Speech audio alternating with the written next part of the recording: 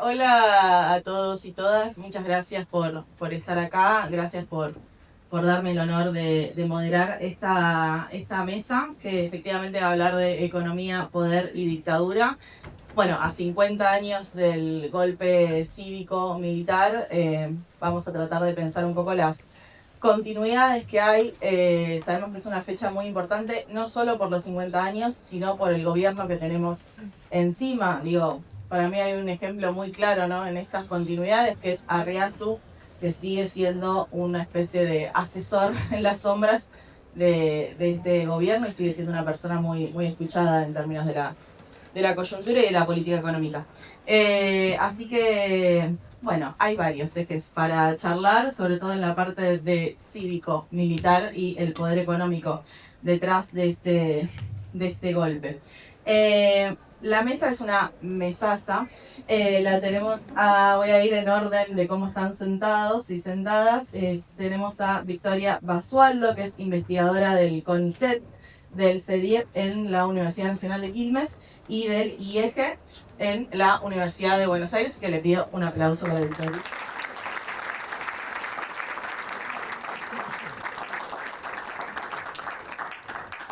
A su lado está Estefanía Pozzo, que es periodista económica y editora jefa del Buenos Aires Herald. Un aplauso para Estefanía.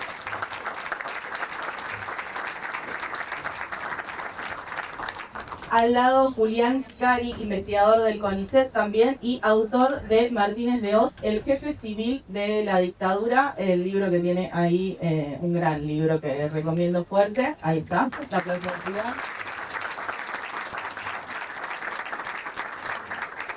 Y por último tenemos a Alejandro Berkovich, economista y periodista. También es autor del libro, lo debería haber traído yo, perdón. El país que quieren los dueños. Un aplauso para...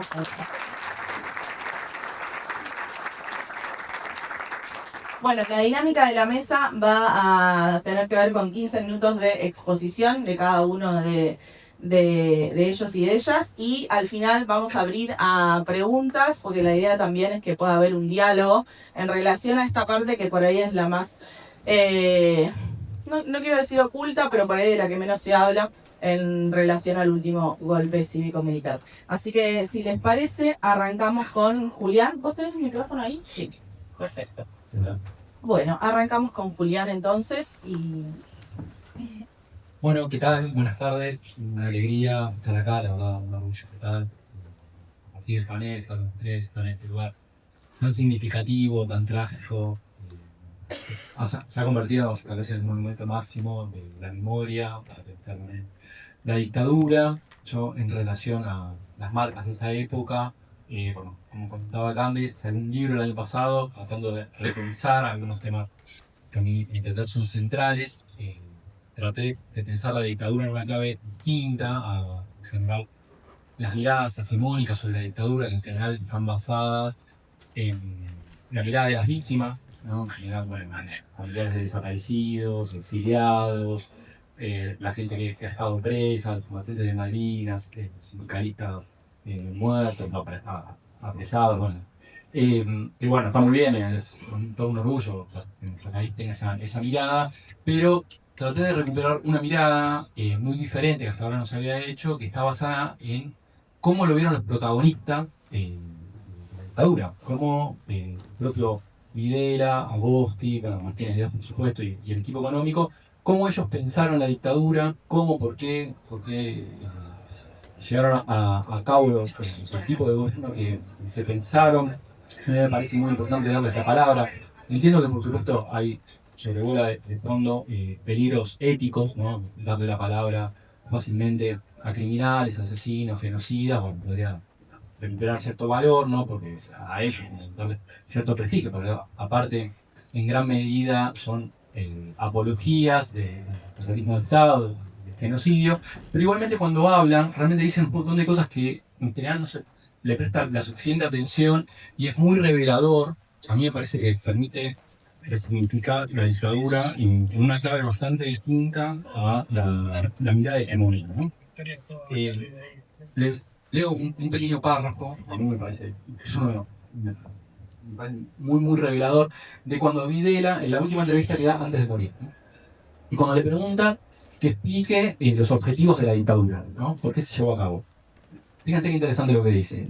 Nuestro objetivo era disciplinar a una sociedad anarquizada, volverla a sus principios, a sus cauces naturales. Acá tenemos que preguntar qué son los cauces naturales, ¿no? ¿Qué es los orígenes? Bueno, con respecto al peronismo, salir de una visión populista, demagógica, que impregnaba a vastos sectores. Con relación a la economía, ir a una economía de mercado, liberal, un nuevo modelo, un cambio bastante radical, ¿no? A la sociedad había que disciplinarla para que sea más eficiente. Queríamos también disciplinar al sindicalismo y al capitalismo prebentario. Fijémonos acá, donde resume de manera muy clara los objetivos centrales. Primero, lo que más llama la atención es cómo insiste la palabra del disciplinamiento, ¿no? Que se lo nombra varias veces. La idea de volver, bueno, a los cauces naturales de la sociedad, salir del peronismo, ir a un cambio del modelo bastante radical, ¿no? Uno de los objetivos centrales, disciplinar el sindicalismo. Entonces, acá aún nos llama la atención. También lo que llama mucho la atención, ¿no? No solo lo que dice, cómo lo dice, sino también lo que no dice. Y esto también me parece central, porque fíjense que acá lo que está totalmente ausente es la cuestión de la guerrilla y las organizaciones armadas, ¿no? Cuando uno y otra vez le da la palabra a los principales protagonistas, ideólogos, ¿no?, que gestaron y ejecutaron el plan, en ningún momento aparece como una preocupación la cuestión de la violencia política o de las organizaciones armadas. Esto es muy interesante, aparte también con el propio gobierno, que la idea de, supongamos, pacificar el país aplicando un genocidio, bueno, parecería un poquito contradictorio, ¿no? Es muy interesante porque para ellos la cuestión de la violencia política no es un problema de ninguna manera. De hecho, no solo es la principal herramienta que van a utilizar con la sociedad civil, sino la principal herramienta política que van a utilizar entre ellos mismos, ¿no? Porque entre ellos mismos se van a poner atentados, bombas, secuestros, ¿no? Las internas militares se van a zanjar de esa manera, ¿no? No es un problema de ninguna manera. Acá lo que es interesante es que, bueno, a mi entender, porque este objetivo central de la dictadura, no solo como lo plantean en términos de disciplinamiento social, es como lo bautizan a sí mismo al gobierno de llevar adelante un proceso de reorganización nacional. ¿Qué es la reorganización nacional? Bueno, esencialmente reorganizar las relaciones sociales, las relaciones políticas y de poder de la sociedad. Había que cambiarlos, transformarlos. De hecho, algunos autores hablan de un genocidio reorganizador, o sea, aplicar todo el terrorismo de Estado en pos de reorganizar las pautas de funcionamiento social existentes, ¿no? Porque yo lo que trato de explicar es que, a mi entender, este objetivo de transformar fuertemente la sociedad argentina, destruir lo que existía para construir un nuevo modelo de sociedad, utilizaron básicamente para eso dos estrategias centrales, ¿no? La primera es esta que estoy enunciando, que tiene que ver con el genocidio, el terrorismo de Estado, la ocupación clandestina, los campos de concentración, los desaparecidos, echar gente viva al mar, bueno, todo el aparato siniestro de tortura, secuestro y muerte. Pero la otra estrategia, que es igual de importante, y ellos la ponen al mismo nivel, incluso tal vez por encima, que tiene que ver con el cambio económico, ¿no? Porque ellos apostaban que había que destruir el modelo de sociedad existente, sobre todo la sociedad industrialista, ¿no? Porque ellos decían, no, si nosotros seguimos apostando por un modelo industrial, esto, por definición, un industrialismo fuerte implica por definición sindicatos fuertes. Si nosotros seguimos apostando por el mercado internismo, por definición va a implicar bajos niveles de desocupación y alentar la puja distributiva, el conflicto salarial. Si nosotros seguimos apostando por el estado de bienestar, esto es darle paso a las ideas de horizontalismo social, de igualdad social, por la que luchan las masas. Esto es lo que venimos a terminar. Entonces, este va a ser el cambio de matriz de fondo. De hecho, en todo el tiempo de las entrevistas, cuando ellos hablan, la obsesión central, ahora voy a retomar sobre eso y seguramente Vicky, que es una de las especialistas más grandes que tenemos en el país, dedicada a la cuestión obrera y a la represión a los sindicatos durante la dictadura, el gran enemigo que ellos ubican y los obsesiona es la cuestión de los sindicatos, ¿no? Ellos decían, al país le falta orden y le sobran sindicatos. Están totalmente obsesionados por destruir y yo trato de plantear, ponernos en la cabeza de ellos, cómo ven la sociedad, cómo lo piensan.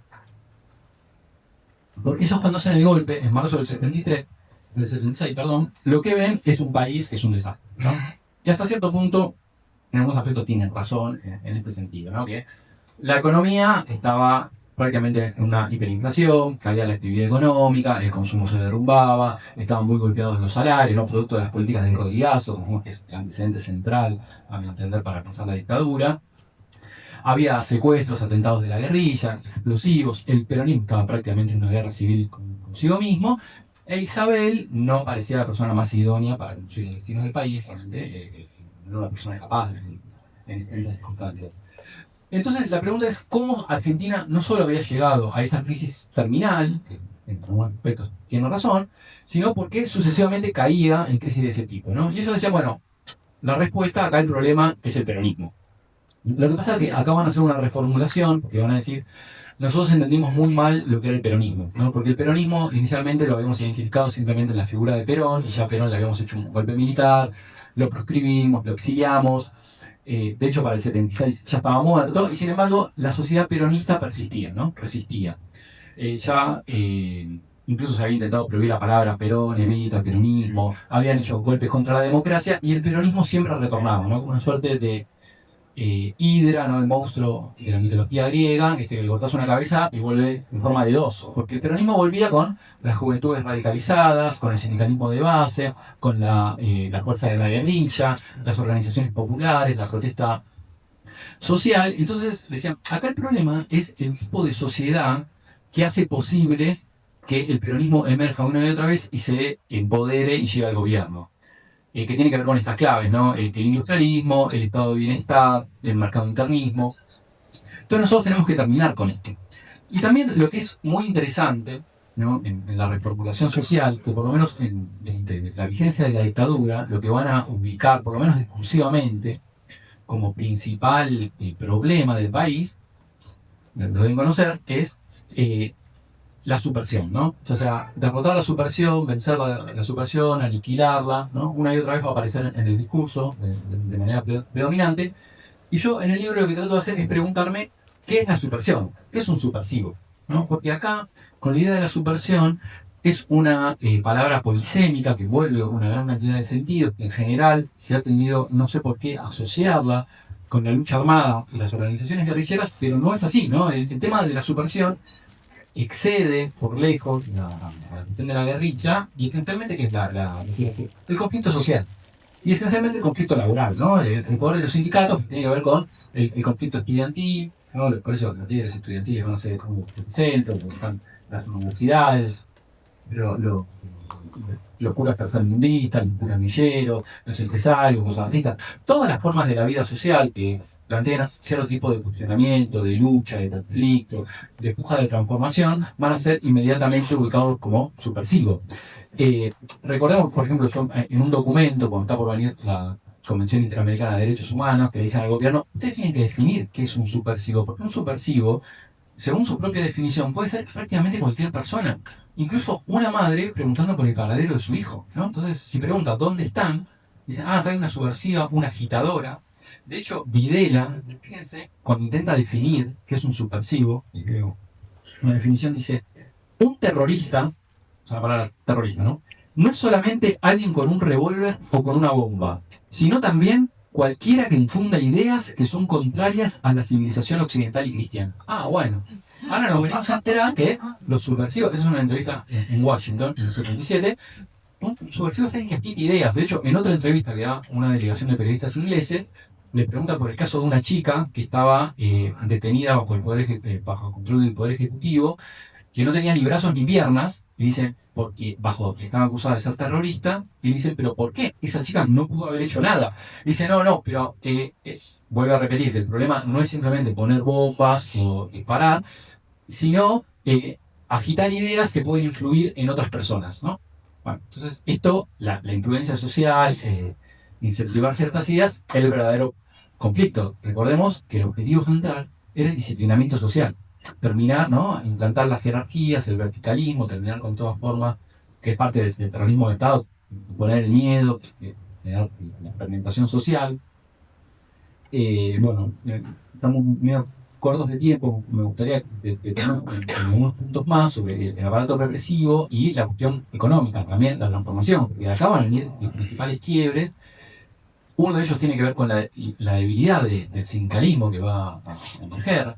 ya con esto cierro, ¿no? Pensar, no solo, yo creo que la dictadura en muchos aspectos triunfó, uno de los más claros es el objetivo tal vez central de cambiar las relaciones de poder, el objetivo de desperonizar la sociedad se cumplió. Pensamos que en las primeras elecciones abiertas y democráticas el peronismo pasa a ser derrotado por primera vez, algo que parecía increíble. De hecho, si uno compara las elecciones del 73, donde Perón tuvo 2/3 de los votos, con las del 83, 10 años después, que el peronismo tuvo el 40, 25% de la sociedad dejó de apoyarlo. Pero la pregunta es, ¿quiénes fueron los derrotados del 83? Bueno, los derrotados fueron los sindicatos, ¿no? Las 62 organizaciones, la UO, la CGT, Lorenzo Miguel. Y lo interesante que el peronismo va a utilizar como principal estrategia, desde la dictadura en adelante, de sindicalizarse. Desde ese momento no va a haber más gobernadores de origen sindicalista, no va a haber más intendentes de origen sindicalista. El peso de los representantes gremiales en senadores, en diputados, va a ir cayendo durante todos los años, sistemáticamente hasta prácticamente desaparecer. La agenda de discusión que llevaban las clases obreras organizadas, ¿no? Con los beneficios sociales, los ministros de origen sindical, embajadores, secretarios de Estado, las leyes tan benignas que había tenido Argentina para las clases obreras, había desaparecido. De hecho, se han puesto en defensiva, a la defensa para que no avance la flexibilización laboral, el recorte de derechos, y con esto ya cierro, tiene que ver con el empoderamiento de los grandes grupos económicos y cómo van a conquistar el poder los grandes resortes del Estado, el manejo de la economía, que precisamente algunos de estos cambios que estoy enunciando tienen que ver con la transformación social y política y los quiebres de poder, que era el objetivo central de la dictadura. Entonces, si el objetivo era reorganizar la sociedad y cambiar las pautas de funcionamiento, vaya si lo lograron. Entonces, me parece que esta jornada nos sirve para reflexionar sobre estos puntos de quiebre fundamentales de la sociedad argentina. Así que bueno, con esto cierro. Gracias por el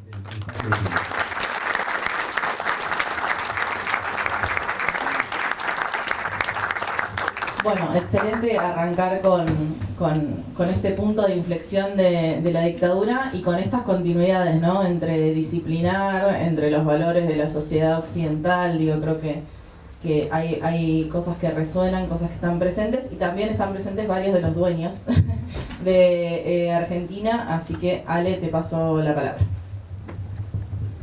Buenas tardes. Nos mandaron a los varones primero, ¿no? Bueno, es un honor estar acá. Gracias a los organizadores por la invitación. Es un gusto además compartir este panel con los colegas. De verdad, una mestaza, Cande.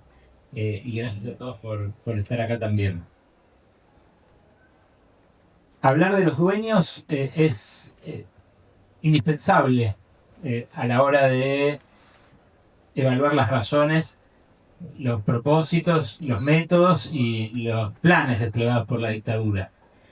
El libro que hace un año publicamos en Planeta, El país que quieren los dueños, es un libro que traza justamente distintas coordenadas para pensar en el interés de las 50 grandes fortunas de la Argentina y cómo interactúan con el poder político.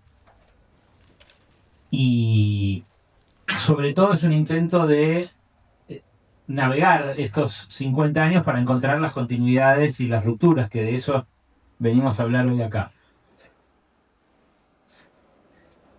El de los milicos fue un reseteo económico no solamente exitoso, como decía Julián recién, sino también muy profundo, muy deliberado y muy específico, con un programa muy claro.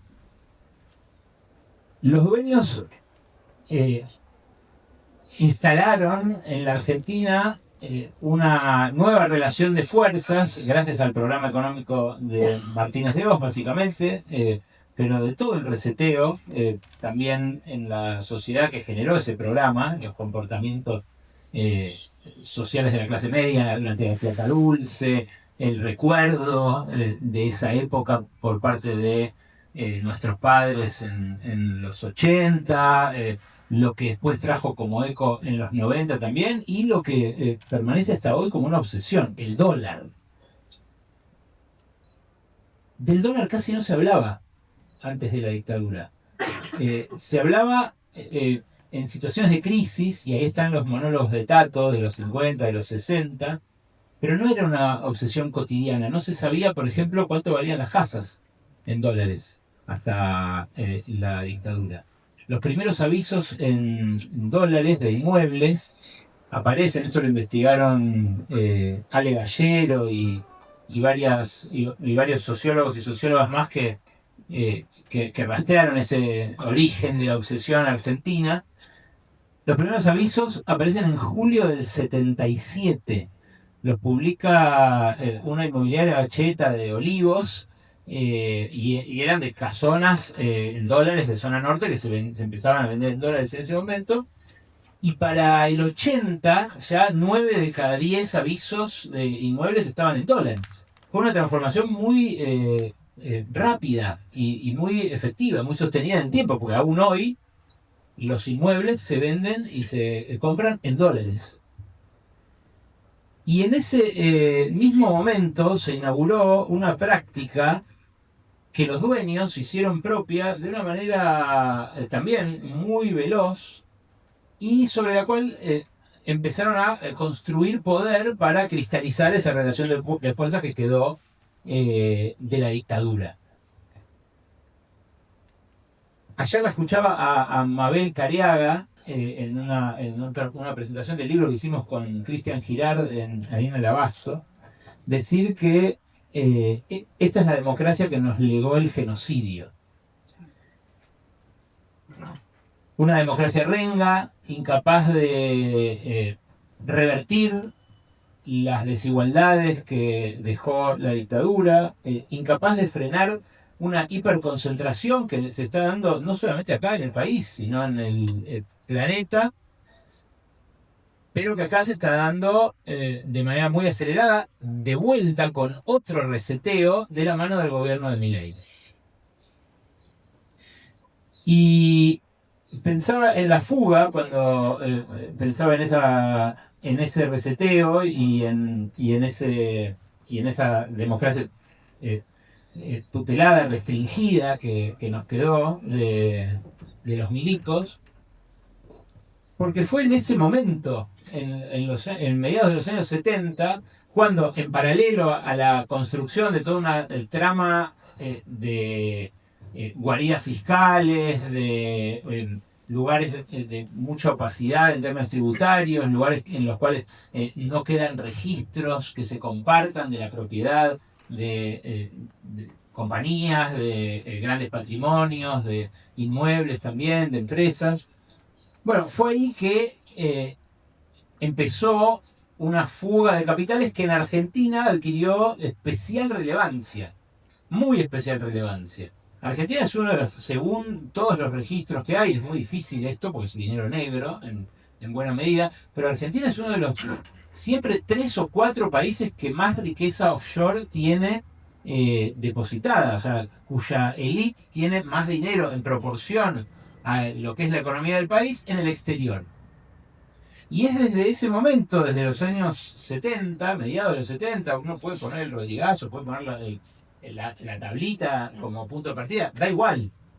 Fue en ese momento cuando empezó una avalancha que implicó 500.000 millones de dólares. Pensemos esa enormidad en 50 años. Está bien, habría que hacer las actualizaciones por inflación internacional y todo, pero sin hacerlas, así pensándolo a lo bruto, son 10.000 palos por año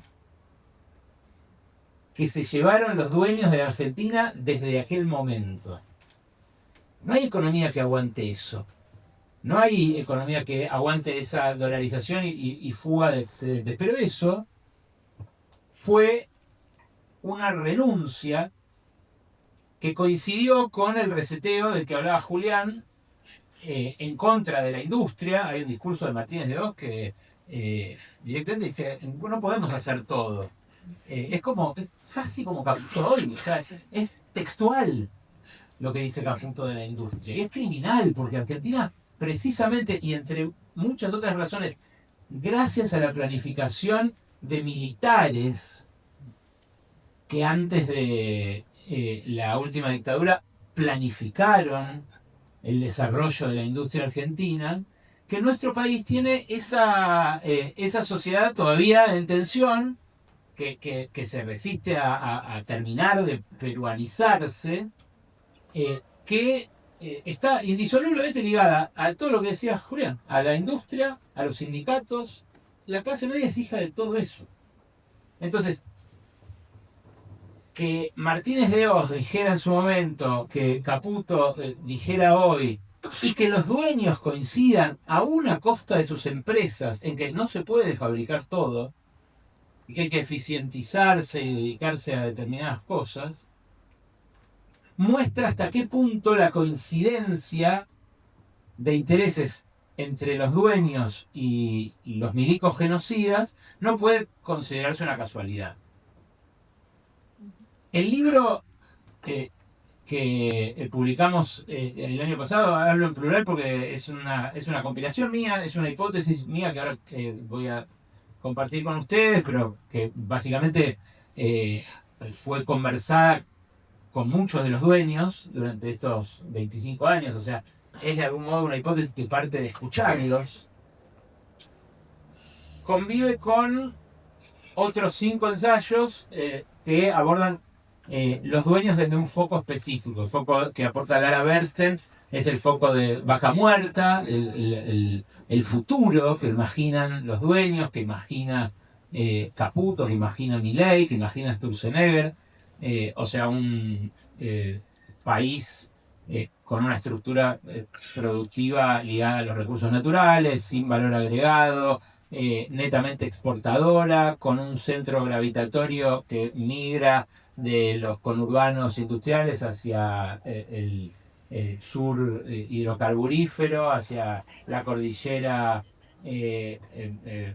cuprífera, aurífera, litífera, minera en definitiva, y que mantiene una pata en la pampa húmeda exportadora de proteína vegetal.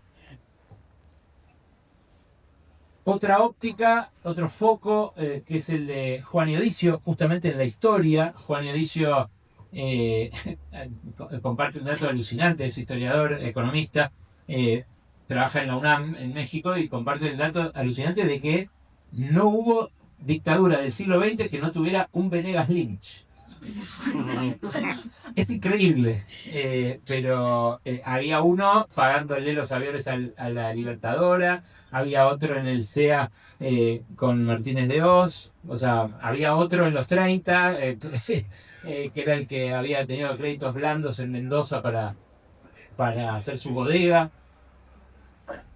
Otro foco es el de Ceci Ricap, que está ahora publicando otro libro suyo, buenísimo. Ceci es una genia. El libro nuevo se llama Teoría de la Dependencia Digital, pero ella de lo que habla es de las plataformas, de los algoritmos, con respecto a este reseteo. ¿Qué rol tienen los dueños de las plataformas, los Migoya, los Galperín, los Leviene?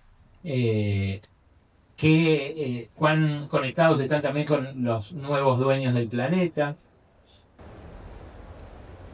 Y después hay otros 2 textos, uno de Tartu sobre la vida cotidiana de los dueños, que a mí es el que más me gusta, es un capitulazo ese, y el de Gustavo García Zanotti, que trata, es un doctor en economía rosarino que estudia justamente las offshore, las guaridas fiscales, estudia los mecanismos de evasión y elusión que permitieron justamente que estos, que los dueños, que la élite, mantenga su patrimonio a buen resguardo de todos nosotros, del resto de los argentinos. Ahora, lo que yo despliego como hipótesis es que la apuesta de los dueños por Milei es otra renuncia. Es una renuncia de ellos a encabezar un proceso de desarrollo en Argentina, del capitalismo argentino, que los tenga a ellos en un lugar privilegiado, que es el lugar que tienen los capitalistas en general cuando al capitalismo le va bien, con tal de disciplinar. La única razón que salta de todas las conversaciones que yo tuve con los dueños últimamente, para entender cómo están dispuestos incluso a entregar sus empresas, incluso a decir lo que dijo el presidente de la Cámara de Comercio hace 2 semanas, que dijo, algunos quedaremos en el camino, pero esto es lo que hay que hacer. Es alucinante, pero el afán disciplinario está ahí, todavía presente, en el respaldo de los dueños a un programa económico tan parecido al de la dictadura que asusta. Y esa renuncia, les vengo a decir acá hoy, 21 de marzo del 2026, es una renuncia que pensaron bien y que mantienen como apuesta. No están peleados los dueños con Milei.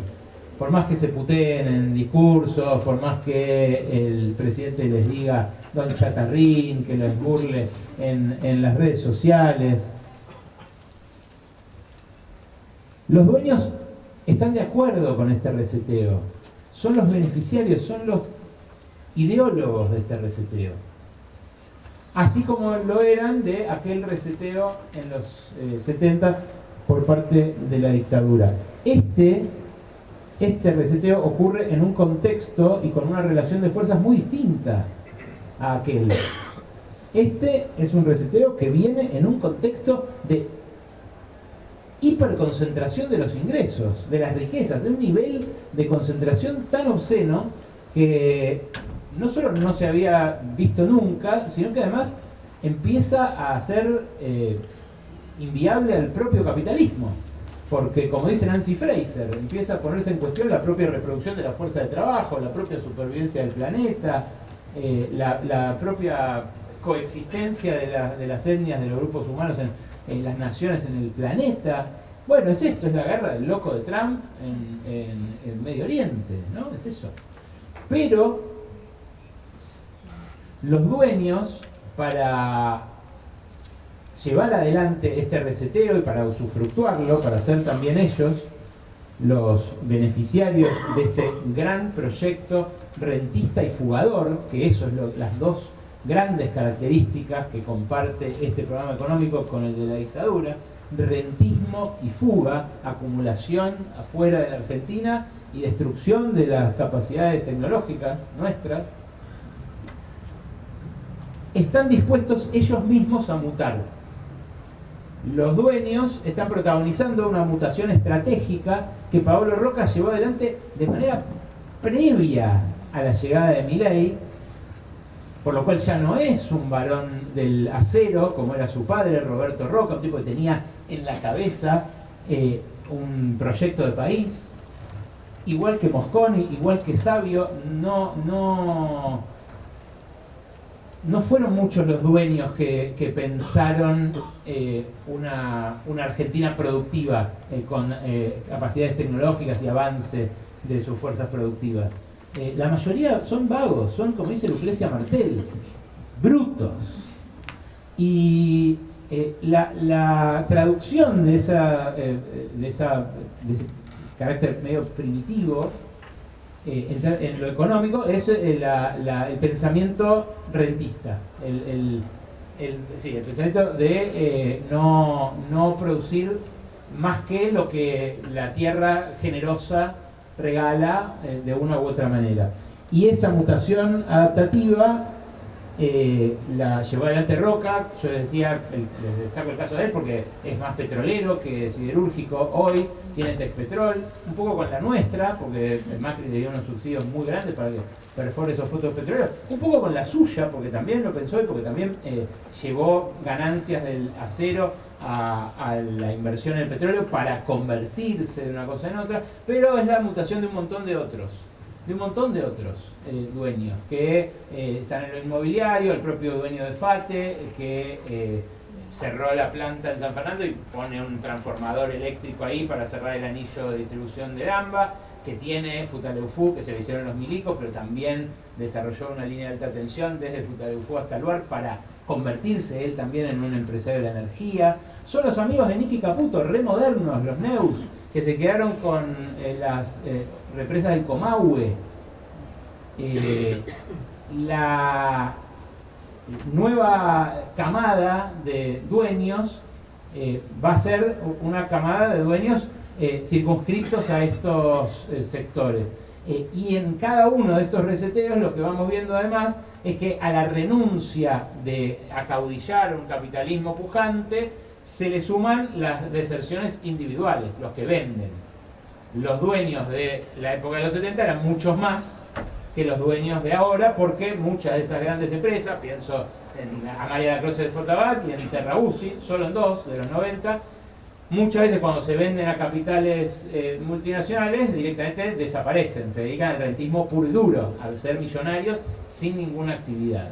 Entonces, pensando en continuidades y rupturas, yo veo muchas continuidades, y las rupturas que sí se esbozaron en algún momento en Argentina tuvieron que ver con grandes luchas, con momentos de protagonismo callejero, con efervescencias como la del final de la convertibilidad del 2001, que son las que a veces se vuelven a insinuar en esta Argentina que parece anestesiada, en la que parece que ya no importa nada de todo esto, pero en la que florecen muchas peleas también, muchas luchas que quizás simplemente haya que saber conectar. Gracias.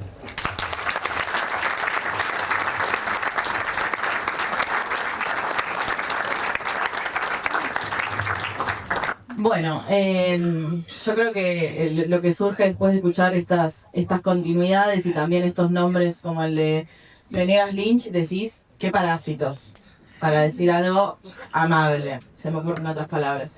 Pero un punto importante tiene que ver con cómo el periodismo cubrió todo esto, y Steffi trajo un librazo, así que nos va a dar el ejemplo perfecto de cómo se cubrió también desde el periodismo económico. Hola, buenas tardes. Bueno, muchas gracias por la invitación. Siempre es fuerte estar acá sabiendo que estamos logrando resignificar este espacio de esta manera y que lo vamos a seguir defendiendo, así que siempre es una emoción poder tenerlo en tu lugar, un placer compartir con los compañeros y con las compañeras. Pensaba, ¿no? Son grandes economistas, investigadores, etcétera, y yo no puedo con mi ingenio de periodismo, y entonces digo, bueno, ¿cómo podemos pensar cómo se construyó la narrativa de la dictadura alrededor de los grandes temas, ¿no? Entonces me puse a ver la tapa de los diarios y pensaba contarles, por lo menos la sensación que yo tengo. Después, ustedes seguramente lo vivieron, lo escucharon, muchos testigos presenciales, yo todavía no había nacido, pero mi sensación es algo que quiero, digamos, poner en común, a ver si les pasa un poco, ¿no? Lo mismo que me pasa a mí, y cuáles son las continuidades respecto de la actualidad. Lo que pensaba es, bueno, en la prensa estaba lo dicho, en ese momento estaba lo que se ocultaba, y estaba y yo creo, lo no suficientemente contado, incluso después de la dictadura, ¿no? Entonces, lo dicho, cuando uno repasa las tapas de los diarios, es un poco lo que repasaba Julián y lo que repasaba Ale, y les voy a leer la tapa de Clarín del 3 de abril de 1976, es decir, menos de un mes del golpe, que dice: anunciaron el programa para el reordenamiento económico de la Argentina, y les voy a leer la enumeración de tips que dice Clarín. Disponen la liberación de los precios, excepto los medicamentos. El gobierno establecerá los salarios con ajustes periódicos, o sea, un primer congelamiento salarial. Aumentan los combustibles y el gas hasta un 30%. Fue modificado el régimen impositivo, crean nuevos gravámenes y anulan la ley de inversiones extranjeras para facilitar radicaciones. O sea, todo esto que yo les leo acá, gran parte, si le sacamos la fecha y lo volvemos a poner en una plantilla, una tapa de Clarín de hoy, relativamente podemos decir que hay continuidades. De hecho, esto no lo podría decir on the record, pero lo voy a decir igual. El gobierno está trabajando en una ley para eliminar las restricciones a la propiedad privada en la tierra argentina. O sea, no habría absolutamente ningún límite para los extranjeros si quieren comprar toda la Argentina puede, no va a haber ningún problema. Entonces está trabajando, obviamente ya sabemos quién, el Coloso, en la desregulación de la propiedad de las tierras en Argentina. Leo esto, para facilitar radicaciones, es directamente algo que se está escribiendo en este momento. Y pensaba, ¿no? O sea, algo de lo que decía Julián alrededor de los gremios sancionarán los paros laborales. El Ministerio de Trabajo dará a conocer una ley que tiende a evitar la disminución de la productividad. Esto es el 8 de septiembre de 1976. Podría ser reforma laboral de Javier Milei y ese es uno de los puntos. Hay otra de las tapas que quería leerles. El presidente anunció una nueva ley sindical. Esto es del 16 de noviembre de 1978. Pretendemos, dijo Videla, la organización democrática y no la atomización del movimiento obrero. Y con esto le voy a dejar picando la pelota para que después Vicky lo retome, porque seguramente va a hablar de la cuestión laboral. Y así, o sea, esto es solo algunas, están marcadas todas, pero fui separando algunas de las que me acordaba a medida que hablaban Ale y que hablaban Julián, respecto de cómo la prensa fue contando lo que estaba pasando. Entonces, ¿qué es lo dicho por la prensa durante la dictadura?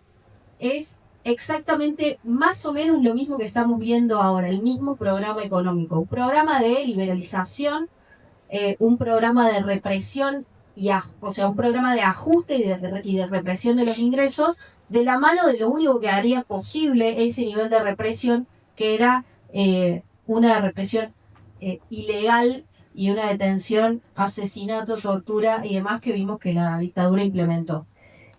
¿Cuál es otra de las cosas que para mí son, y esto puede llegar a ser un poco polémica, de esos días en relación a lo que se decía? Mucho tiene que ver con la ley de entidades financieras, que es, podemos decir, el corazón de la reforma o del programa económico de la dictadura militar y que sigue vigente en la Argentina.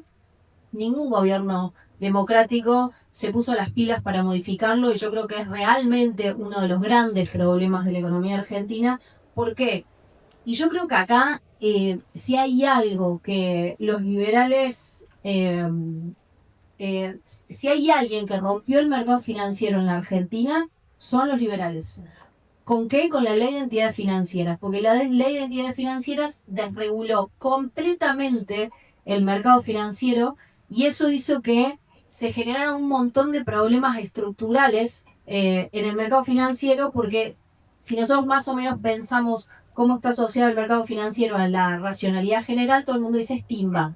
Y yo en general en mi militancia digo, no, el mercado financiero es la guita nuestra puesta al servicio del crecimiento de Argentina. Entonces, si tuviéramos una conducta que no fuera extractivista de la economía argentina, como las clases privilegiadas de este país que no invierten, sino que fugan, extraen valor de la economía argentina, se dan cuenta y la sacan, no vuelven a reinvertirse, esa guita no vuelve a generar crecimiento de la economía y es uno de los grandes problemas.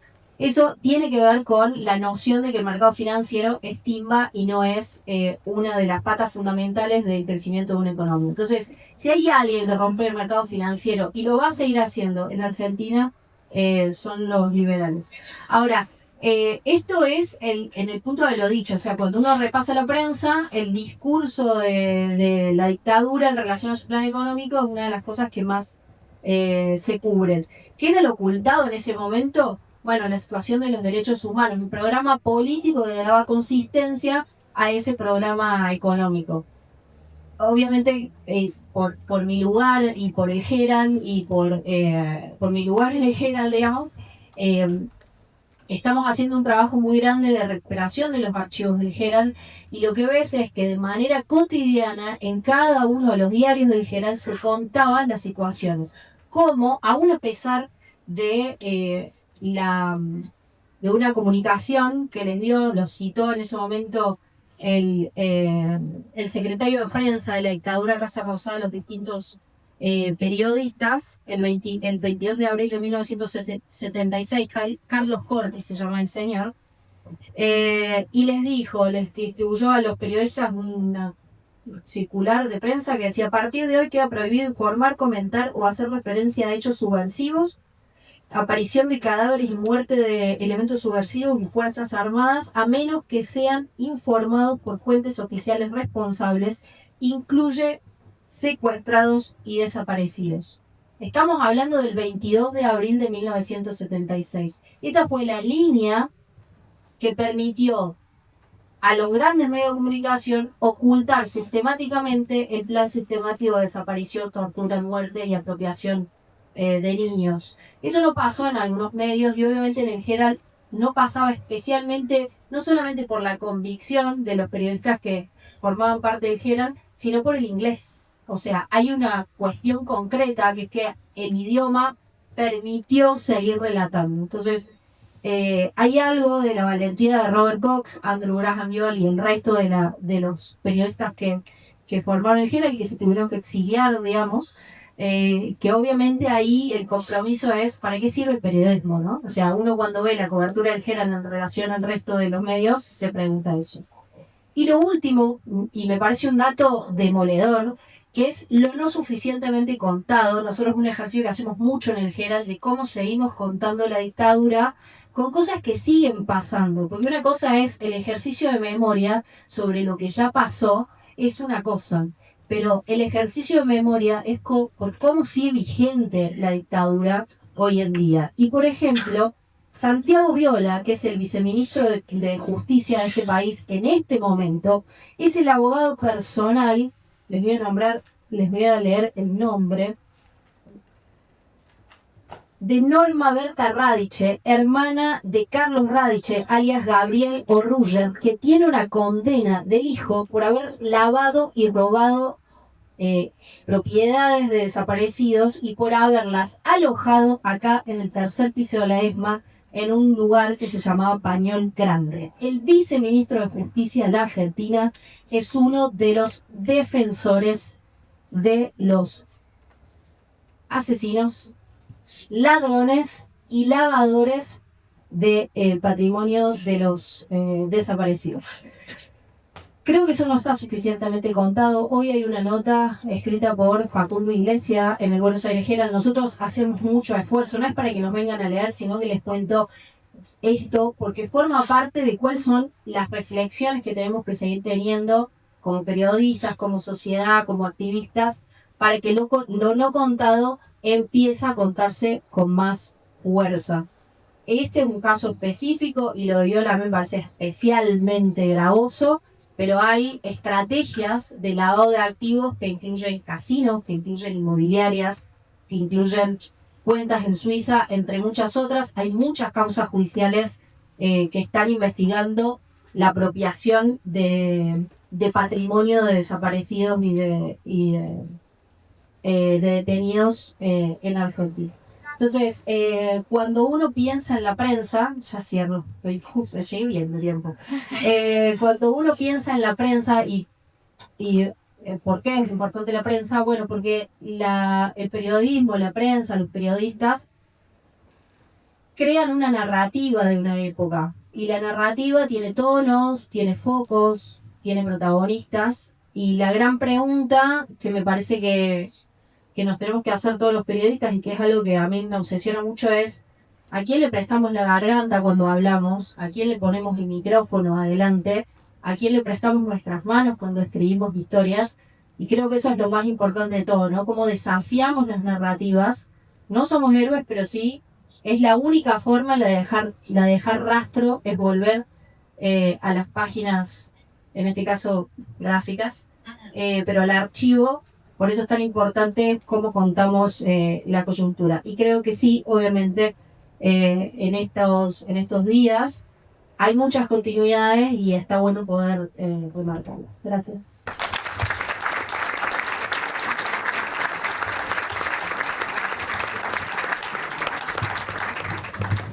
Bien, una mesa muy fácil de moderar porque todos respetan mucho los tiempos, gracias por eso.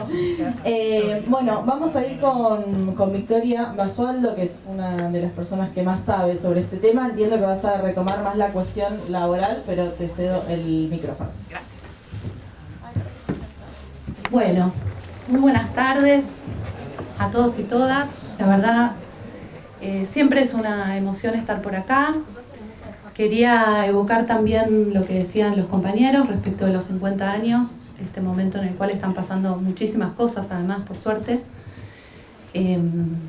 Y es una alegría estar en este lugar, que es, además de un sitio de memoria, además de un lugar histórico, además de un ex centro clandestino de detención, es también un lugar de trabajo.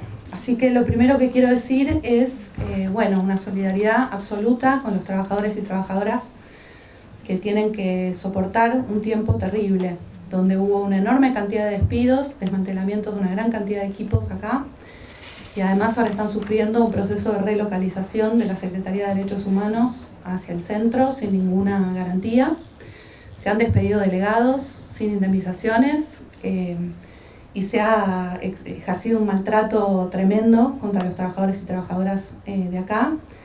Así que creo que eso, en primer lugar, una enorme solidaridad. Es muy importante que eventos como este estén llenando este predio de vida, de gente, de discusiones y mucho más en este momento del 24 de marzo.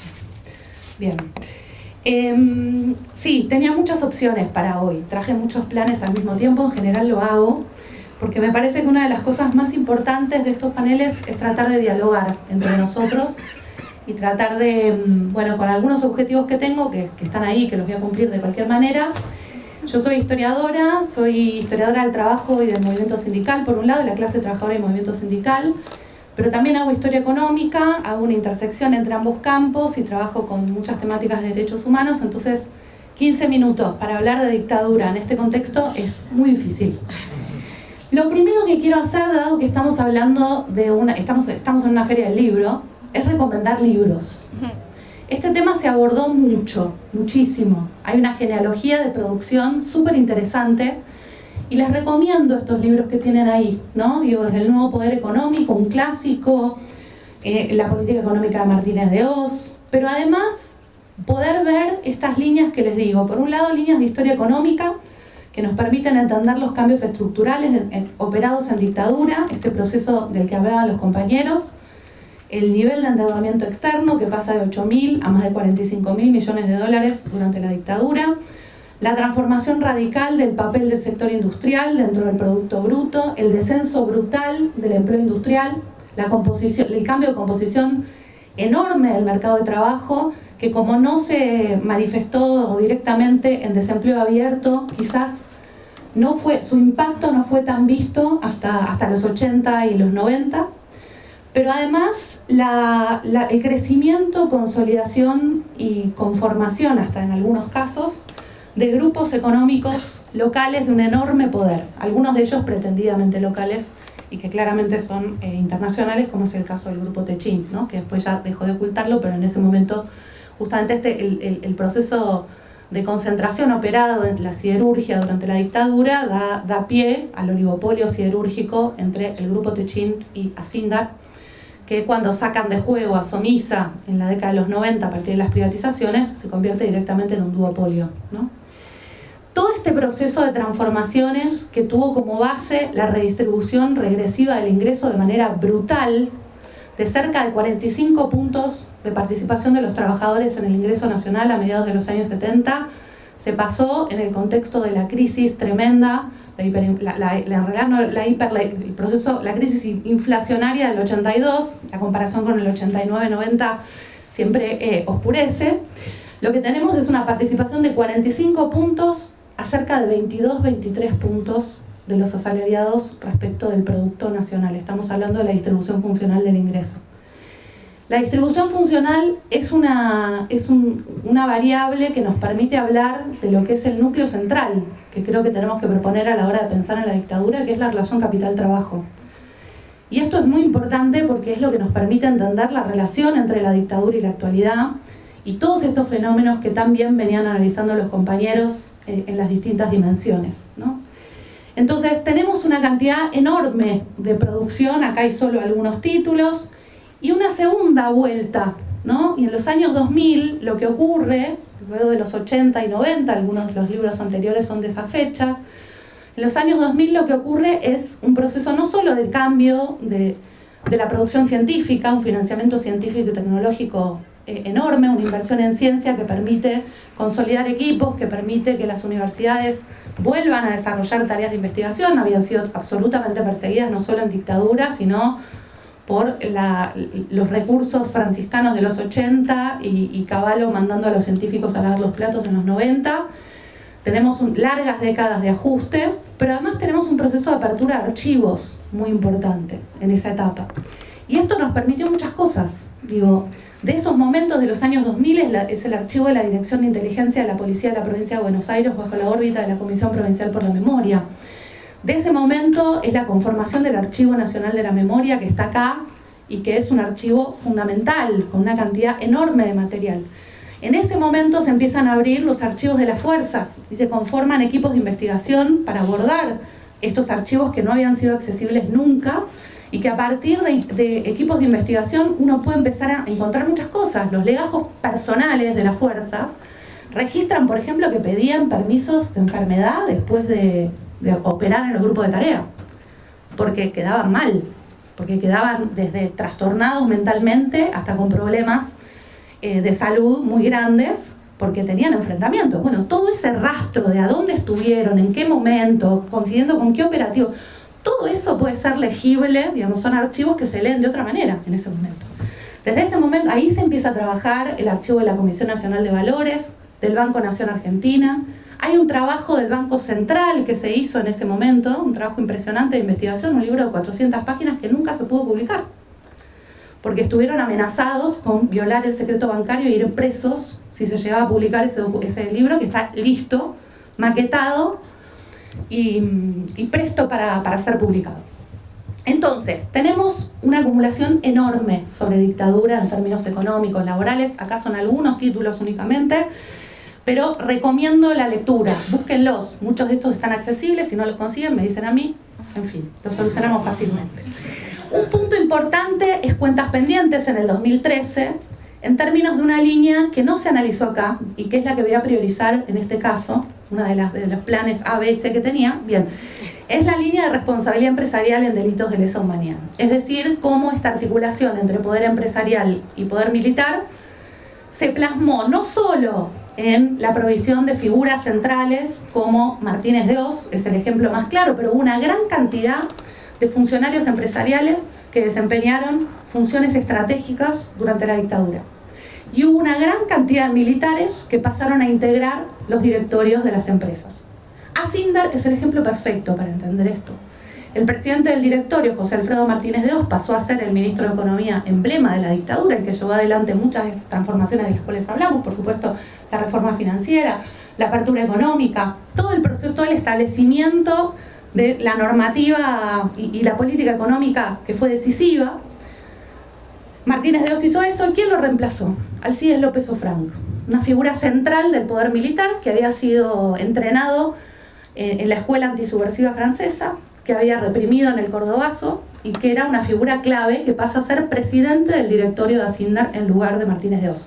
Esto que es hermoso, para ponerle un moño, no lo ven los jueces, ¿no? Que el juicio por la represión de Asindar Villazo, que terminó en diciembre del año pasado, terminó en absolución de todos los responsables militares y empresariales, porque los jueces consideraron que el Estado estuvo correcto en reprimir a los trabajadores, que no eran trabajadores, eran subversivos, retomando lo que plantea Julián, y por lo tanto el Estado estaba en realidad salvando a la democracia argentina en 1975, cuando hizo el operativo Serpiente Roja del Paraná, que empieza el 20 de marzo de 1975 y se abate sobre todo el cordón industrial de zona norte. Bueno, quiero llegar entonces a lo que les planteo como la línea que voy a repasar muy brevemente, que es este trabajo que se hizo, que se publicó en 2015, se hizo entre 2014 y 2015 a contrarreloj. Sabíamos que quien ganara quien ganara en 2015, el actual Scioli mileísta o Mauricio Macri, esta investigación se terminaba en diciembre del 2015.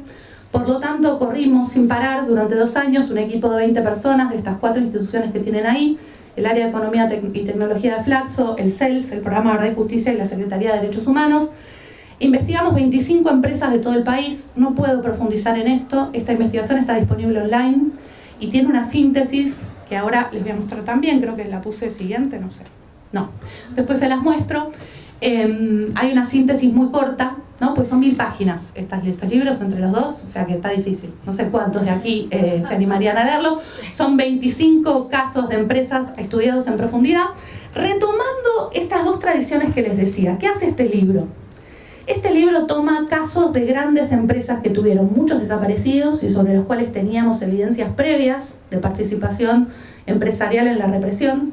Teníamos una lista de 200 empresas, pudimos abordar 25 porque éramos un equipo limitado, en un contexto complejo, y en realidad estábamos inventando, estábamos abriendo un camino respecto de qué metodología aplicar. Y hay un montón para contar al respecto, fue muy interesante.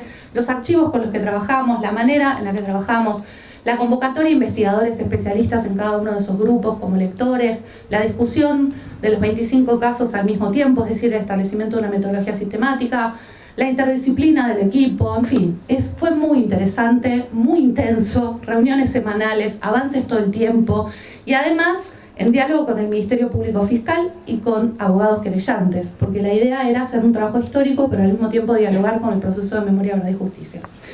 Bueno, ya sabía que no me iba a alcanzar el tiempo. Rápidamente, nosotros lo que descubrimos fueron muchas formas de participación empresarial, entre ellas la existencia de centros clandestinos de detención en 5 de los 25 casos que analizamos. Esto es un montón. Estamos hablando de centros clandestinos de detención en empresas privadas, en el predio, propiedad privada de estos empresarios, además de provisión de recursos logísticos y materiales, además de provisión de información, de listas de delegados a ser detenidos, de presencia de los cuadros empresariales en cada una de estas instancias, en fin. Pero esto no quedó en Argentina. Hay un proyecto de responsabilidad empresarial también en Brasil, que investiga esas 13 empresas que ven ahí chiquititas. Aracruz, Cobrasma, Compañía Siderúrgica Nacional, Doca, Fiat, Folia de Sao Paulo, Itaipu, Zapar, Paraná, Panema, Petrobras, Belgo Mineira, Embraer y Mannesmann. Todo esto tuvo mucho que ver con el trabajo que hicimos en la Argentina. Hay una relación con Brasil que se inicia con la Comisión Nacional de la Verdad, que se plasma en el análisis del caso Volkswagen. Volkswagen llega a un acuerdo, tiene que llegar a un acuerdo extrajudicial en 2020. La posibilidad de judicializar en Brasil es nula, digamos, tienen un proceso de memoria, verdad y justicia donde no se pudo condenar ni las responsabilidades militares, imagínense las empresariales, pero sí empezó el Ministerio Público a hacer una investigación. Y esto llevó a que Volkswagen tuviera que hacer un acuerdo muy insatisfactorio, muy injusto. El tipo de reparación fue escaso, digamos, tanto para los involucrados como el bloqueo que hicieron de un centro de memoria que tenía que ser sindical y solo aceptaron que fuera de abogados, porque sindicatos y trabajadores, imposible. Y esto terminó entonces en una cosa muy interesante, que es que parte del financiamiento tuvo que destinarse a estas 13 investigaciones que tuvieron que ser financiadas con fondos de Volkswagen y que dieron lugar a un desarrollo increíble. Hay además mucha bibliografía. Estos 2 libros son descargables online y el otro libro de la izquierda es parte de una red de investigación que se fue consolidando a lo largo de todo este proceso, que es la Red Internacional de Procesos Represivos, Empresas, Trabajadores y Sindicatos en América Latina. Y hay además una producción sobre, espejando cuentas pendientes, que tiene una mirada más amplia. Nosotros estamos viendo vinculación directa de los sectores empresariales con la represión. Acá están viendo complicidades amplias con el terrorismo de Estado en Uruguay y en Chile. Hay además una producción enorme en términos de la historia de la clase trabajadora, porque claramente lo que vemos es que la confluencia de los sectores empresariales y militares tiene que ver con el problema que implica la clase trabajadora, su organización, el movimiento sindical, la capacidad de pelear y su articulación con las organizaciones políticas y militares. Y en este sentido yo creo que es importante no dicotomizar. Acá, planteaba Juliana al principio las palabras del propio Videla al respecto. Bueno, claramente se persiguió a las organizaciones políticas, a las organizaciones guerrilleras y a los sectores delegados, comisiones internas, laburantes. Y hay una superposición de identidades. La CONADEP dividió en distintos compartimentos estancos. Decía obreros por un lado, empleados por otro, estudiantes por otro, ¿no? Profesionales por otro. Bueno, tendemos a hacer muchas cosas al mismo tiempo. Estudiamos y trabajamos y además somos militantes e investigamos, en fin. Esta dicotomización que se hizo en su momento, en un trabajo valiosísimo como el de la CONADEP, que abrió camino, que permitió pensar un montón de cosas, Las identidades claramente no deberían verse así, y creo entonces que es muy importante poder ver que parte del problema era la articulación política y con la guerrilla de sectores de la clase trabajadora. No son cuestiones aisladas y diferentes. Bueno, tienen entonces además producción internacional. Yo pertenezco a un proyecto que analiza la responsabilidad empresarial a nivel global, ¿no? Hay libros en inglés, retomando lo que nunca hace la academia, que es la bibliografía del sur. La bibliografía angloparlante solo cita bibliografía en inglés en general. En este libro logramos superar todas las barreras, trabajar historiadores económicos con historiadores del trabajo, con investigadores de derechos humanos y hacer todo esto. Este es el libro cortito que les decía, la síntesis ejecutiva que les recomiendo, que también la pueden encontrar. Y además hubo articulación con el proceso de judicialización. Tenemos juicios por responsabilidad empresarial hoy. Váyanse de acá sabiendo eso, viendo qué maneras tienen de poder sumarse a esto. Hay un juicio del ingenio La Fronterita, cuya fecha se pospuso, y que necesitamos tener. Ese juicio del ingenio La Fronterita es un ingenio en Tucumán donde funcionó un centro clandestino de detención dentro de la planta. Y este juicio se patea. Va a empezar el juicio por los trabajadores de Molinos Río de la Plata en abril. Hubo una sentencia aberrante en el caso Asindar, y las estamos apelando. Entonces es muy importante, y digo estamos porque desde la historia, de la investigación científica, estamos trabajando con los abogados querellantes y somos además testigos de contexto. En particular, la causa Ford fue un punto de inflexión. Se logró condenar no solo al responsable militar, sino a los 2 responsables empresariales por la represión a 24 trabajadores y sindicalistas, y esto implicó, vamos a pasarlo a testigos expertos, ahí está Eduardo Basualdo, Federico Bocos, y esto fue tapas en todo el mundo, esta condena. O sea, Argentina es punta en la investigación criminal de la responsabilidad empresarial.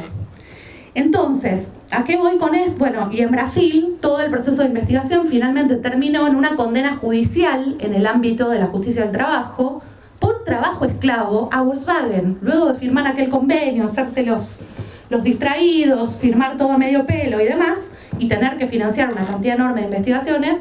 Lo que sucedió fue que los condenaron en ese sentido gracias a los sobrevivientes, que son el núcleo central de todo esto. Nosotros podemos estar investigando en responsabilidad empresarial gracias a que los sobrevivientes denunciaron en los tribunales, frente a la CONADEP, en los juicios por la verdad en la década de los 90, en los juicios, vienen sosteniendo hasta ahora. Héctor Rato, por ejemplo, de Mercedes-Benz, testimonió desde el juicio a las juntas, ¿no? Bueno, muy brevemente, la última cuestión es una invitación. Ayer inauguramos esta muestra, La violencia económico-militar en el espacio, que lleva mucho más allá todas estas investigaciones. Ese dossier que tienen ahí está colgado online. Son 11 investigaciones de Argentina, Brasil, Chile, Colombia, increíbles, buenísimas, muy valioso material que no solo ve la represión a trabajadores, sino también la represión en el ámbito rural, el desplazamiento forzado, las transformaciones estructurales en el espacio, la vinculación con las grandes obras de infraestructura. Y tengo otra invitación más, que es que esta muestra tan linda que ven acá, ahora está en Buenos Aires. Estas imágenes son de anoche. La presentamos en el Centro Cultural Paco Urondo, de la Facultad de Filosofía y Letras, Avenida de Mayo 201. Es una muestra que va a estar hasta el 1 de mayo, hasta el día nuestro de los trabajadores y trabajadoras. Los invito muy especialmente a que se den una vuelta. Es una muestra monumental, algo de eso pueden ver ahí. El Paco Urondo es increíble y van a encontrar la vinculación entre investigación científica y arte de una manera increíble, desde mi perspectiva, ¿no? Entonces, bueno, vengan, y los que quieran organizar colectivamente una visita, los esperamos y armamos algo colectivo. Muchas gracias.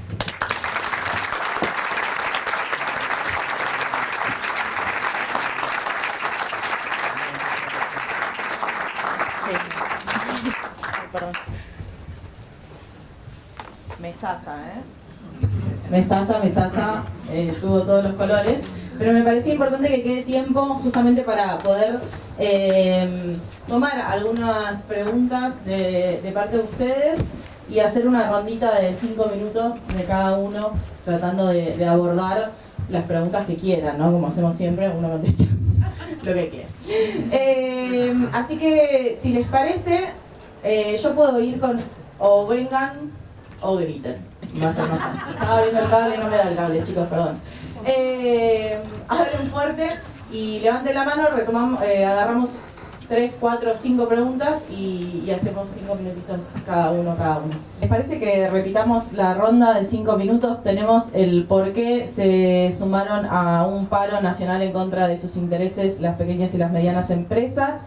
La importancia de la responsabilidad civil en la última dictadura y el estado de cómo estamos hoy, cómo llegamos a esto que pasó en estos 50 años. Que a mí me parece una pregunta que me encanta la pregunta, siento que es una mesa en sí mismo, pero me fascina, los quiero escuchar sobre esto. Y cómo desarticular estrategias para desarticular los discursos de estas narrativas que vemos que continúan en el presente y también traer el tema del endeudamiento. ¿Querés arrancar, Julián?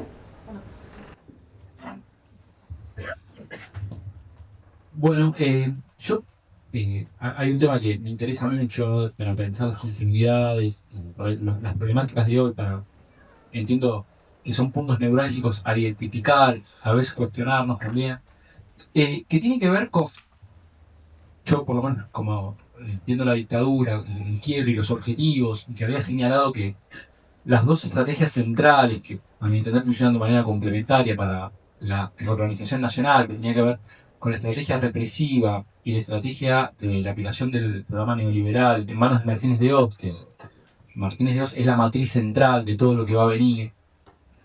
Me parece que por ahí a veces no tenemos la suficiente perspectiva de lo que implicó la dictadura, Martínez de Oz y su continuidad, no solo por la deuda, la fuga, los cambios estructurales que algunos mencionamos, sino pensar lo siguiente, el que va a cerrar de alguna manera en términos económicos la dictadura, una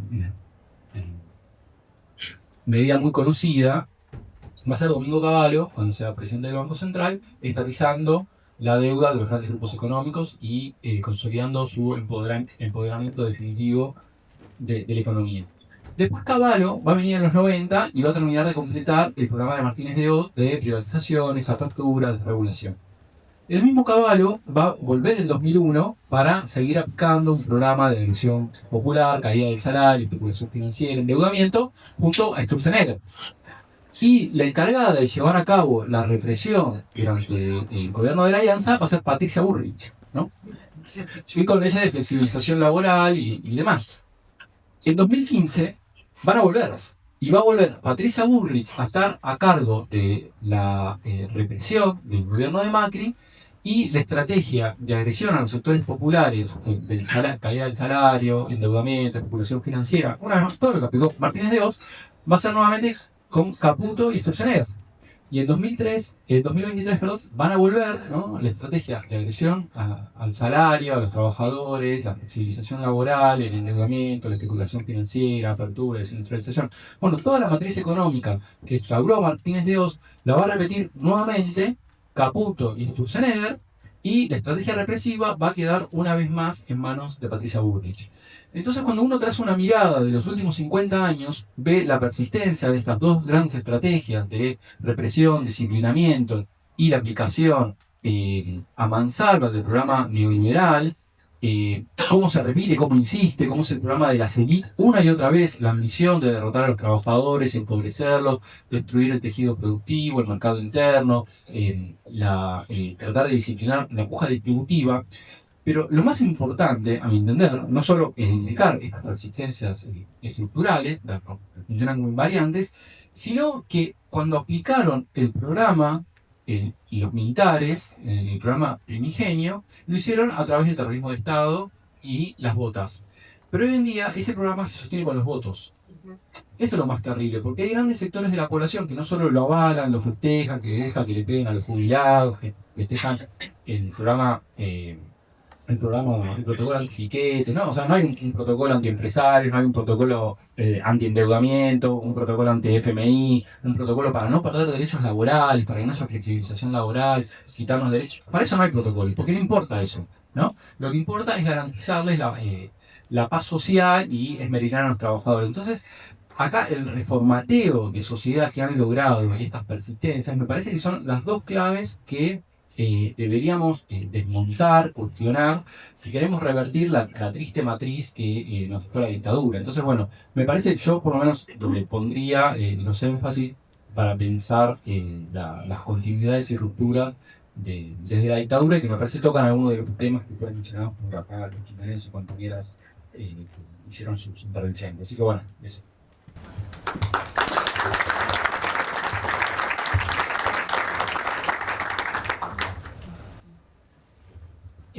Me parece que lo que pregunta acá el colega de económicas tiene una respuesta en esa palabra, en disciplinamiento. Estoy abusando un poco de este economista polaco, que se llama Michał Kalecki, lo vengo citando un montón en todos lados, pero en el libro aparece también. Es un economista que encontró muchos de los principios que después popularizó Keynes en los primeros años 30, que los escribió antes sobre demanda agregada y cosas así, pero en polaco, entonces no lo leyó nadie. Y después, en el 38 sacó un artículo, ya después de la teoría general de Keynes, escribió un artículo que se titula Las implicancias políticas del pleno empleo. Cortito, que está en internet y está buenísimo.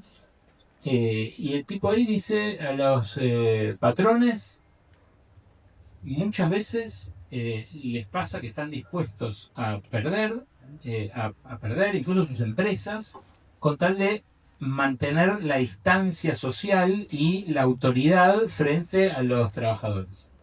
Y la verdad que es como decís, es difícil de entender, pero bueno, es lo que les pasa. Es la dinámica de la lucha de clases en un sistema como el capitalista, que tiene sus contradicciones permanentes y que hace entrar en contradicción también a los que supuestamente caudillan. ¿Cuándo funcionó mejor el capitalismo? ¿Cuál fue el mejor momento del capitalismo? ¿Cuál fue? La posguerra. Desde la posguerra hasta la dictadura casi. Bueno, esos 30 años dorados, el capitalismo no estuvo manejado por los capitalistas. El tiempo en que los capitalistas manejaron el capitalismo fue un tiempo mucho más violento, el de Chaplin, el de los Carnegie en Estados Unidos, el que Milley ahora ambiciona o remite como el mejor momento de la Argentina. Y fue un momento de mierda, en el que se trabajaban 14 horas, te cagaban a tiros, a palos, se vivía menos, peor. El momento en el cual el capitalismo da lo mejor de sí es el momento en el que se ve más amenazado por el contrapeso de la Unión Soviética, por las insurrecciones obreras, por las revoluciones en lugares como Latinoamérica. Y la verdad que es un momento muy distinto al actual. Ese. O sea, este momento se parece más al de los dueños, al del capitalismo conducido por sus dueños, ¿no? Atendido por sus dueños. Y lo ves ahí, a Elon Musk, que se compró Twitter por $200.000 millones, enchoteció la discusión pública en todo el mundo, florecieron las ultraderechas y ahora todos nos puteamos con los otros como si estuviéramos en Twitter, en la vida real, ¿no? Reformateó hasta la forma de convivir, de hablar entre nosotros. ¡Wow! ¿No? Un montón. Bueno, eso para mí es un signo de esta época y algo que nos permite responder un poco a la pregunta del compañero de Bernal, que aunque sea elípticamente, se pregunta qué nos pasó, ¿no?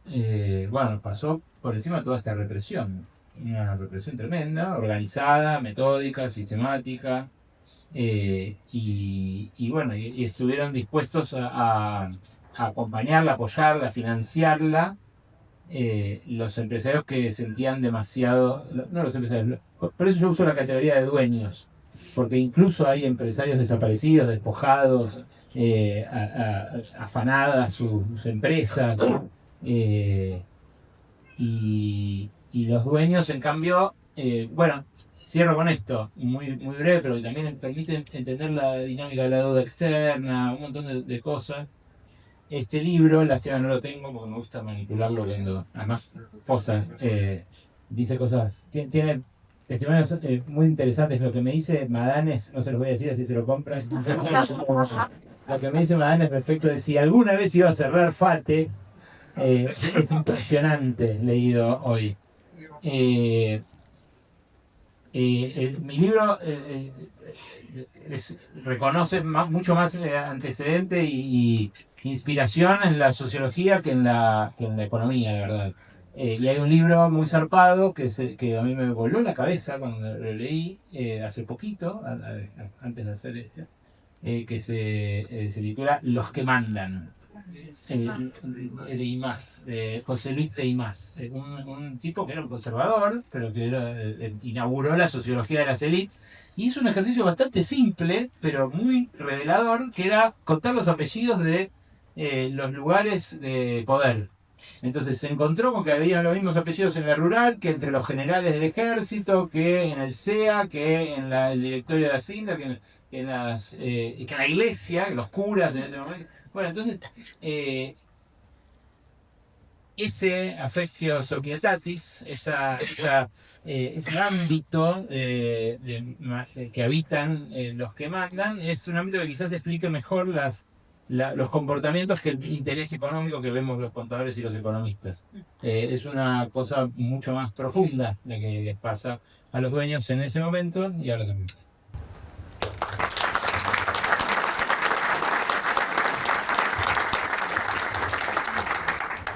2 de julio de 1982 aceptó el doctor Cavallo ser titular del Banco Central. Fast forward, 18 de noviembre, o sea, 6 meses después, se estatiza la deuda externa. Un capo, Cavallo. 6 meses, le regaló un montón de dólares a las empresas. ¿Quién pudiera? Ser beneficiaria, ¿no? Del regalo, no regalar. Por las dudas.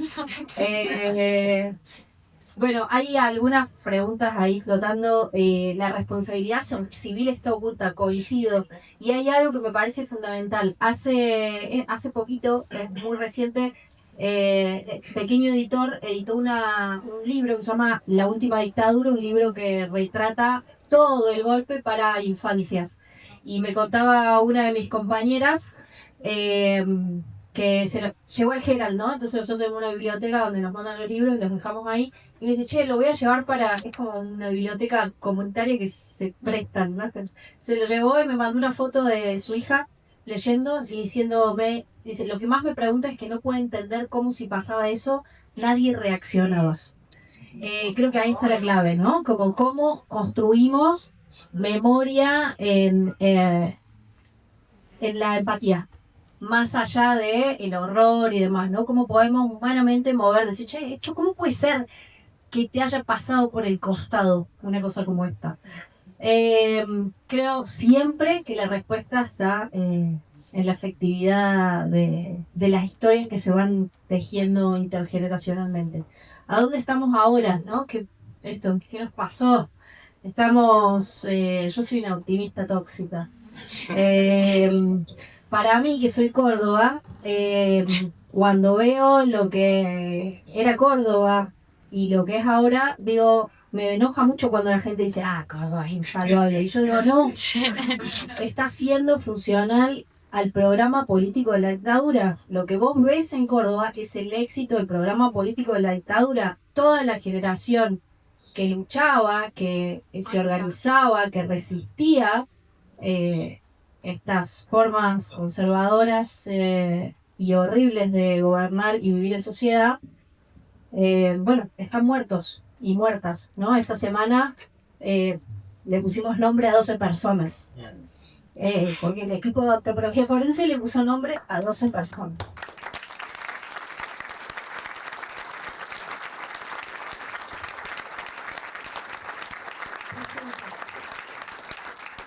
Entonces estamos en la resistencia, siempre estuvimos en la resistencia y no tenemos el privilegio de claudicar, no lo tenemos. Seguimos sosteniendo el mundo en el que creemos hasta que nos entierren. Entonces, no importa si estás bajón, si te parece un bajón, hay que ser el último soldado, la última soldada de la defensa de las cosas en las que creemos. Hay gente que murió para que nosotros tengamos nuestros derechos, honremos su memoria luchando.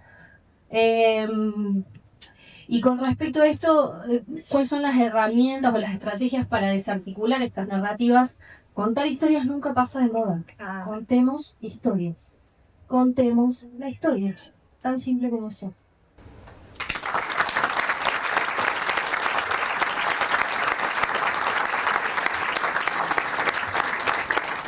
Bueno, muchísimas gracias a todos y todas por las preguntas, a los compañeros por las respuestas, Cande por la coordinación increíble. Luego terminamos, así que aprovecho ahora para decirlo. Bien, José, creo que más o menos que te contestaron un montón la pregunta. Sí, ese lockout patronal fue una de las muchas medidas empresariales que llevaron al golpe. Y hubo además conspiraciones específicas, digo, en el golpe tenemos minutos que... agregar algo.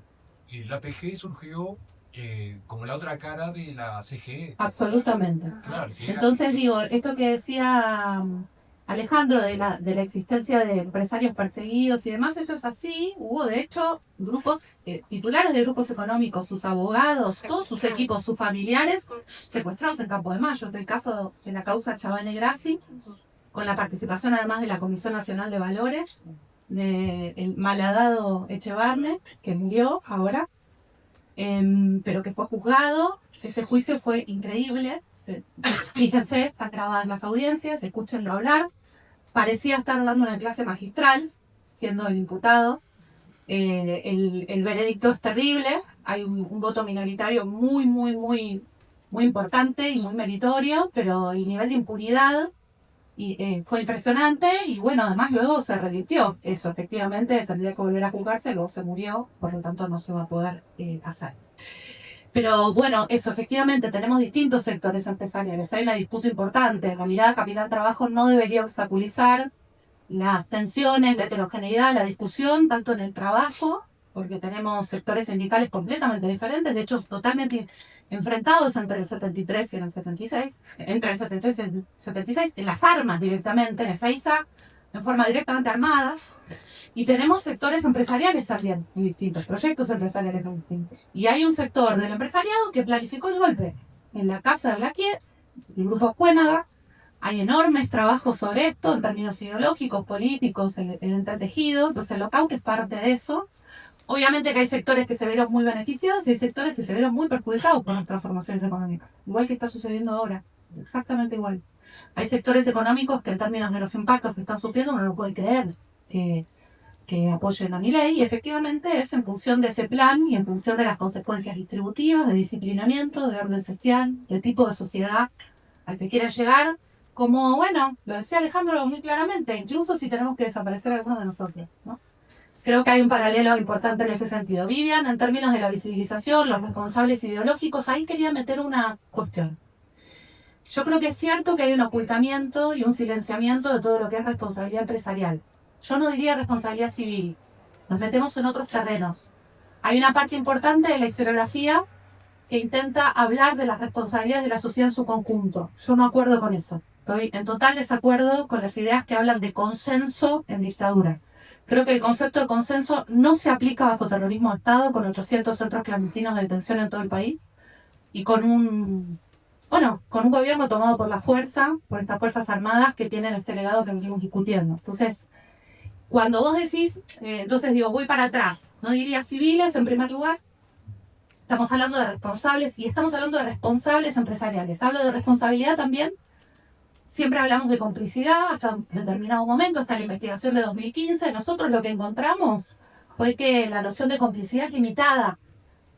Habla de una función, que es la de acompañamiento a un actor principal. Uno es cómplice cuando hay un responsable y está acompañando a ese responsable. Las evidencias que nosotros encontramos sobre varios sectores empresariales nos hablan de corresponsabilidades, nos hablan de involucramiento directo, de listas a las esposas de los trabajadores de Ford. Molinari, como responsable militar, les dijo, a mí me dieron esta lista y la lista tenía el logo de Ford. Eso no es complicidad. Si vos tenés un centro clandestino de detención en tu establecimiento privado, no estamos hablando de un acompañamiento a las Fuerzas Armadas, estamos hablando de una responsabilidad principal. Entonces, responsabilidad es un concepto muy importante porque nos da lugar a niveles de responsabilidad, a formas de responsabilidad, que puede ser complicidad una de ellas, puede ser que estés acompañando a un protagonista principal y seas un secundario. En muchos de los casos empresariales que nosotros estamos analizando, no lo son. Entonces, diría, ojo con lo de civiles y ojo con lo de responsables ideológicos. No estamos hablando de ideas.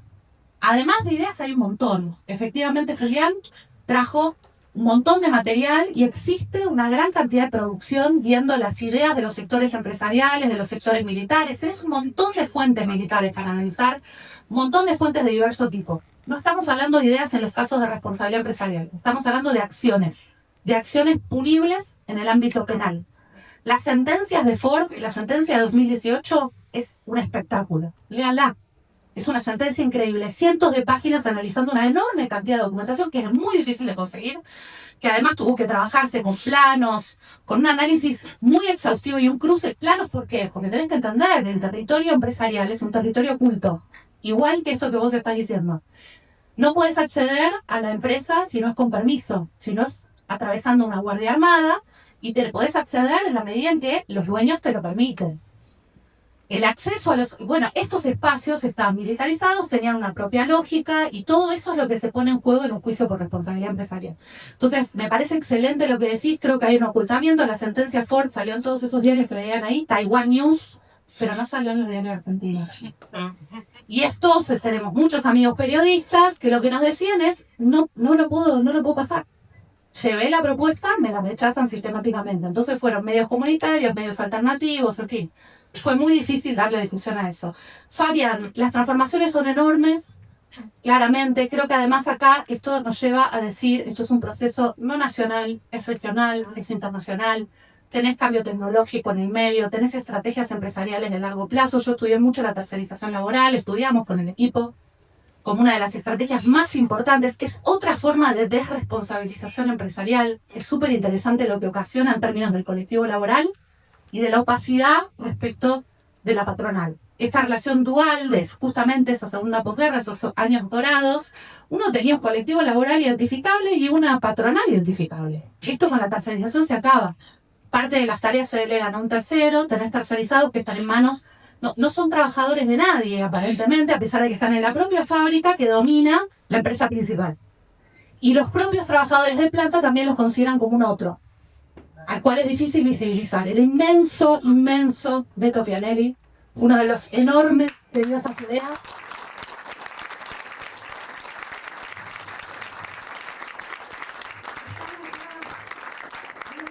Metrodelegados y delegadas en la audiencia que siguen su camino. Beto fue uno de los inmensos que trabajó sobre tercerización cuando nadie quería hacerlo, junto con Daniel Joffra, otro gigante, y los dos casos en los cuales dieron una disputa impresionante contra la tercerización laboral, entendiéndolo como una parte central de este proceso de fortalecimiento de los sindicatos frente a este debilitamiento que vos decís, frente a esta fragmentación, ¿no? Entre ocupados y desocupados, entre registrados y no registrados, entre trabajadores registrados y de planta y tercerizados. Todo este mapa de explosión al cual se suman los trabajadores de plataforma, que ni siquiera se los llama trabajadores, es un tema muy grande. Ya sé que terminamos muy rápido. Entonces, hubo una transformación muy grande, una fragmentación enorme. También hubo pelea a cada paso. Vengo de un congreso en Rosario, de una mesa increíble sobre historia de la clase trabajadora. Lean Andrés Carminati, investigador de Rosario, va a sacar un libro pronto, estén atentos, sobre conflictividad en dictadura. Digo, no se habla de conflicto, y hubo muchísimos conflictos. Llegó un punto en el 77 donde los diarios hablaban de si era un nuevo cordobazo o no. Y la prensa internacional cubría Argentina porque había un proceso de conflictividad enorme en el ámbito sindical. Y se peleó la dictadura, por supuesto a partir del 79 mucho más y de manera abierta. Se peleó en los años 80, y ahí lo conecto con la pregunta de Miriam, por supuesto, la cuestión, ¿dónde está Miriam? La cuestión de la deuda, obvio, la salida de los procesos dictatoriales en los 80 es en el medio de la crisis de la deuda. El proceso de endeudamiento no es únicamente característico de la dictadura argentina, es un proceso de endeudamiento de la totalidad de la región, y por supuesto endeudamiento implica pérdida de soberanía. Entonces, claramente la cuestión de deuda hoy está en el centro de las cuestiones. Es pérdida de soberanía, el intento de instalar una base militar norteamericana en Tierra del Fuego, lo que está haciendo Estados Unidos en toda la región, lo que hizo en Venezuela, lo que está haciendo ahora en Cuba. Pero además es pérdida de soberanía tener un endeudamiento que te condiciona a vos, que te somete al Fondo Monetario en términos de lo que tenés que hacer. Paula, ¿dónde está Paula? Bien, la cuestión de las voces. Y sí, no por casualidad es difícil encontrar voces. Le metieron un balazo en el ojo a Pablo Grillo y están reventando periodistas y echando periodistas de los medios. Veía lo de Elizabeth Bernassi ahora, una genia, la primera más en la que lo anunció, hablando de todos los despidos en cadena y al final de ella.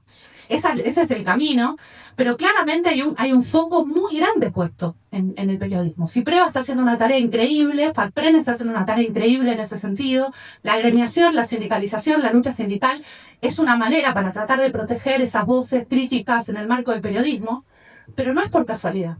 Hay una ofensiva tremenda en términos, y vivimos en una etapa de shock.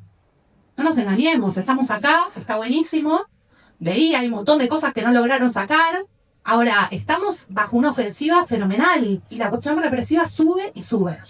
Entonces, bueno, me parece que no es por casualidad que las estrategias para luchar contra esto son múltiples y que hay que dar pelea en cada uno de los lugares en los que estamos. Nosotros en el ámbito científico tenemos que dar pelea. Digo, hablar de ciencia soberana, hablar de ciencia crítica, que no es cualquier ciencia, porque digo, también hay un fortalecimiento en términos de la ciencia vinculada con las empresas y con el sector privado con la cuestión exclusiva. Me parece que hay que articular, que hay que dar pelea en cada lugar en los que estamos y encontrar formas de articulación. Va a surgir. En el 2001, en la crisis del 2001, los asesinatos de Darío Maxi, era impensable pensar en un proceso como el que se dio desde el 2003 al 2015, era impensable. Y eso, más allá de las figuras políticas que surgió de la movilización popular. Surgió de los procesos de lucha que se sostuvieron y que mantuvieron con vida a una enorme cantidad de la población que en el medio de la crisis terrible del 2001 se moría. Ese es el camino.